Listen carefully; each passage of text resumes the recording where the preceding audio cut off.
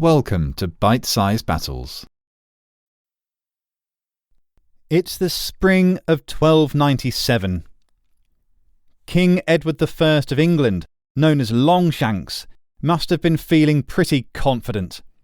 Smug even. The previous year, he had sacked the important Scottish town of Berwick, defeated and taken prisoner a large force of high-ranking Scottish nobles, and forced the rest to submit to his crown. And most seriously of all, he had ritually humiliated the Scottish king, John Balliol, by forcing him to beg forgiveness, be stripped of his royal vestments, and endure an English prison. Scotland was surely his. But Longshanks' confidence was premature, because in May, a Scottish knight led a huge uprising among the common people and clans of Scotland. He has gone down in history as one of the most famous freedom fighters of all time, and shocked all of Europe when he routed a huge English army sent to crush him. Sources say he was 7 feet tall and had the body of a giant.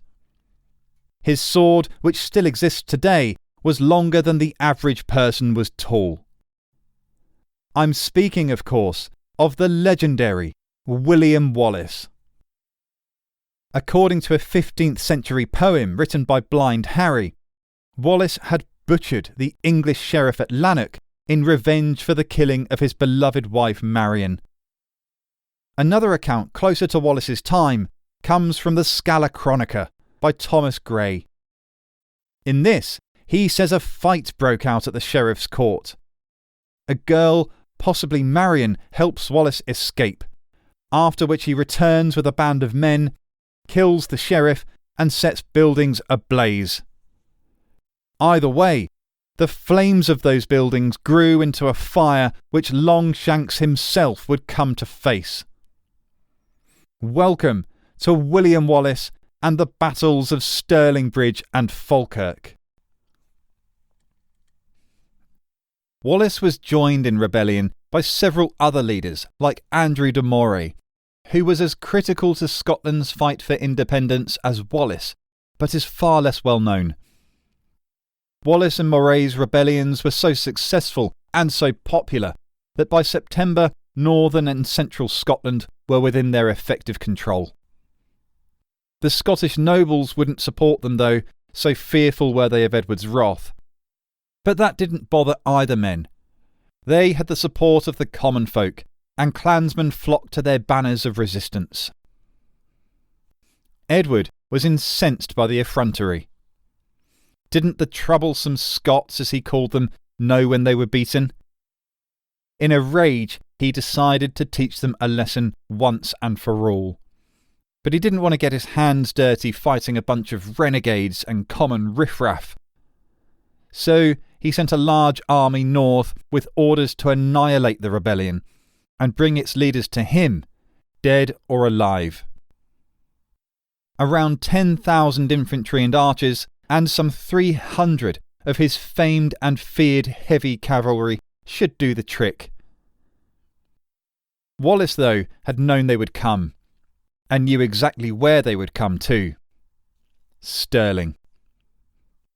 Stirling was the only major route over the River Forth, which itself guarded the Scottish Highlands from southern incursions.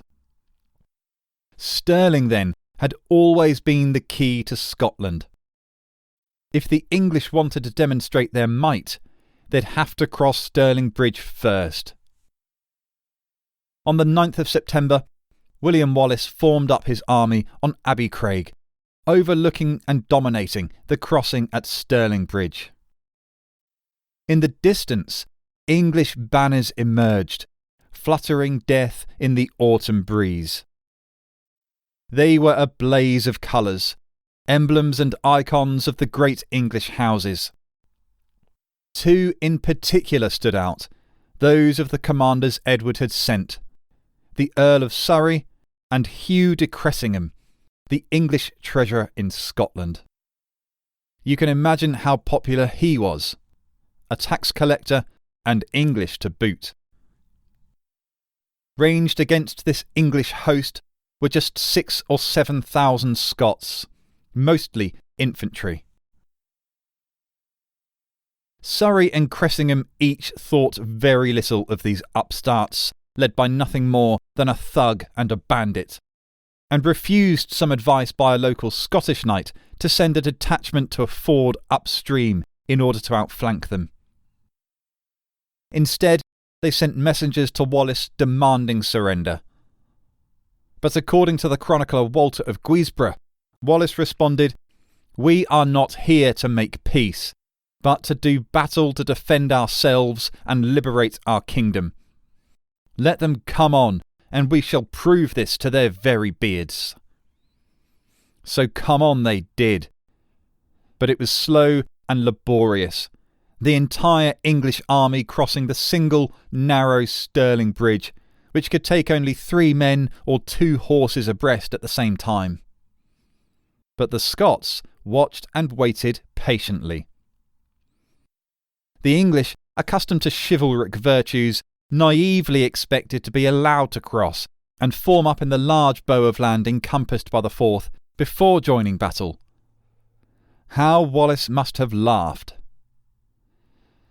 When perhaps 2,000 of the English army had crossed and filled the bow, with a haunting hoot, William Wallace suddenly hurled the Scots downhill in a Highland charge, sweeping into the stunned English who had been complacently reforming their units.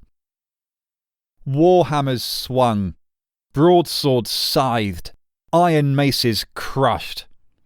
Scottish sword song was bright that day, and the ferocity of the attack sent the English reeling backwards into other men still trying to cross the bridge. Still more were pushed towards the river and marshland, where they struggled to stay alive in the cloying, sucking mud. Now, though, the Scottish flank was vulnerable, and the English heavy horse, which had already crossed the river, readied for a massive counter-strike. The crushingly armed and armoured heavy cavalry of medieval Europe were the tanks of their day. Massed together in a line, they would blitzkrieg their way through most infantry formations as if they were children, tossing them aside like toys and crushing them underfoot. But Wallace was ready for this too. At the crucial moment, he formed his spearmen into the now famous schiltrons, circular formations of closely packed men armed with pikes and shields. They created huge hedges of razor-sharp spears, impenetrable to cavalry as long as the formations held.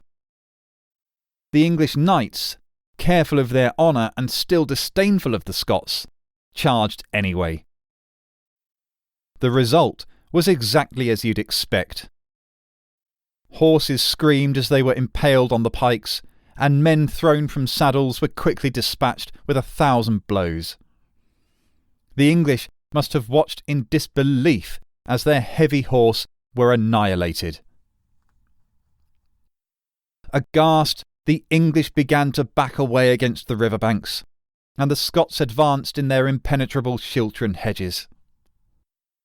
The English archers on the far side of the river were too few and far between to make a dent on them, and they advanced mercilessly, unstoppably into the English ranks. Here men died by the thousands, crushed in the press, drowned in the river, or hacked and hammered to death by joyfully vengeful Scots. Surrey, who hadn't yet crossed with his half of the army, turned tail and ran, ordering the bridge to be destroyed in his wake and leaving his countrymen to their fate. That fate included Hugh de Cressingham, who now died in the gruesome melee. It's said that Wallace had Cressingham's corpse skinned and tanned, doling it out in little squares to his followers as keepsakes, and turning a full head-to-heel body length into a sword belt for himself. Stirling was a resounding victory for Scotland, and for William Wallace. Moray was mortally wounded during the battle, and died a few days later, but his contribution was never forgotten by Wallace, who himself was now declared Guardian of Scotland. Against all odds, he had left some 5,000 English dead littering the fields surrounding Stirling Bridge, and had gone on to recapture Stirling Castle. It was a seismic shock for Longshanks. And even worse from his perspective, Wallace rapidly marched his jubilant men south and laid waste to northern England. Walter of Guisborough records that the Northumbrians were petrified with fear, and they evacuated their wives and children and all their household goods. The Lanercost Chronicle tells us that the Scots devastated the whole country, causing burnings, depredations and murders. Edward was dismayed, but not downhearted. He quickly disengaged from his wars in France, and by summer the following year he was marching north at the head of an even larger and more capable English army, 15,000 strong, including some 2,500 cavalry. And Longshanks was no Surrey. He was an experienced and successful military commander, and he wouldn't make the same complacent mistakes again. Initially, Wallace moved his army back into Scotland and refused battle, preferring to let English supply problems whittle his opponents down. He knew Edward himself led the army, he knew it was a large force, and he knew it was full of battle-hardened veterans of wars in France. He knew, in short, that he was up against it. But on the 22nd of July 1298, Edward caught up with Wallace's army at Falkirk, a small town on the road to Stirling that had developed around an old Roman fort. Finally, Wallace knew he couldn't run any longer. Wallace had around 6,000 men with him, including 1,000 cavalry. He formed his infantry into 4 schiltrons in a highly defensive position, with marsh and a stream ahead of him. He must have been hoping that the boggy ground would so tire and deter the English heavy horse that they would be easy prey to his pikemen by the time they reached them. And so it proved to be. The English knights could make no headway against the schiltrons, and they were recalled by Edward when they lost 111 horses in one charge alone. But despite this, things were not at all promising for Wallace, and he must have known it. Other units of English knights had clashed with his cavalry and chased them off, before turning on the Scottish archers, who were butchered. The schiltrons now stood alone. Their impenetrability to cavalry relied on the dense packing of pikemen, but this greatest strength was also their greatest weakness. With enough well-placed archers armed with powerful bows, the schiltrons were almost completely defenceless, and Edward knew it. He had brought with him crossbowmen from Gascony in France, some of the finest in Europe. And making their international debut were archers from Wales, carrying the longbow. The longbow would earn its true fame during the 100 Years' War, when just a few hundred English longbowmen rained death upon the nobility of France at battles like Poitiers and Agincourt. Edward had known how effective the longbow was when he had faced it in his conquest of the Welsh 15 years earlier. Now he would use it for himself to devastating effect in Scotland. The schiltrons were doomed. There was nothing to stop the English archers moving to within spitting distance, and the arrows and crossbow bolts came thick and fast, falling unseen to strike everywhere. Armour was like parchment to them and offered little protection. We know today that even modern bulletproof vests can be penetrated by arrows shot from longbows. Scotsmen in their hundreds began to fall, helpless under the incessant downpour of sharpened steel. and as the ranks thinned, so too did the crucial hedge of spears, and into the gaps rushed Edward's knights. Almost instantly, the schiltrons collapsed, their once cohesive formations dissolving into thousands of men running for their lives. The English cavalry made light work of them, trampling men under hooves and caving in the backs of their heads with sword and mace. The slaughter was great until the survivors lost themselves in a nearby forest. Around 2,000 Scots had been massacred. Wallace escaped but was ashamed and resigned his guardianship. While he continued a guerrilla war against the English for a few more years yet, his reputation as a general was in tatters, and he was never again able to attract large numbers of men. Edward, though, continued campaigning to subdue the rest of rebellious Scotland, and never gave up trying to capture William Wallace, who he had come to hate.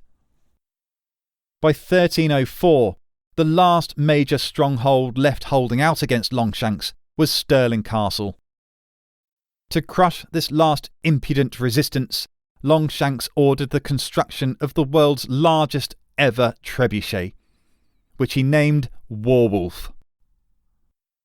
According to historians, it took 3 months for 5 master carpenters and 49 other labourers to build, and could hurl 300-pound rocks 200 metres. Even just seeing the beast prompted the garrison to finally and urgently surrender.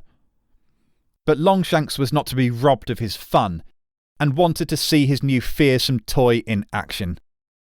He sent the garrison back inside the castle and told them he would accept their surrender when he was ready. And then he allowed Warwolf to savage Stirling Castle.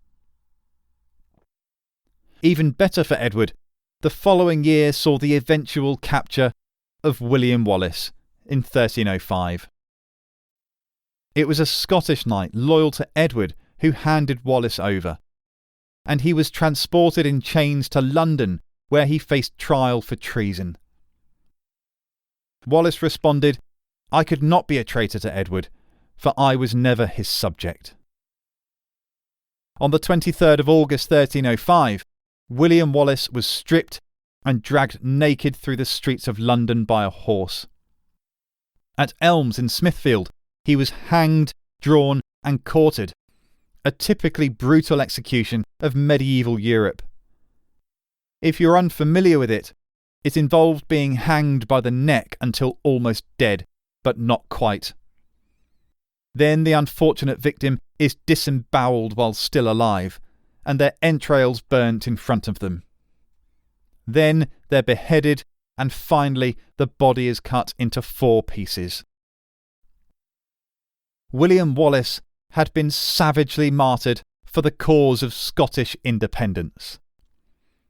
Today, a plaque near the site of his execution features the words, "I tell you the truth, sons. Freedom is what is best.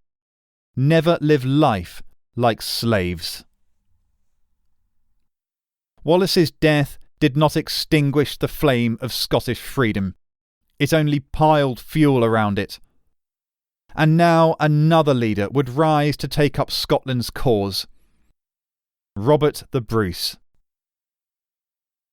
Inspired by Wallace's stand and appalled by Edward's brutality, Robert the Bruce was about to become King of Scotland and lead his country to the greatest victory they had yet known.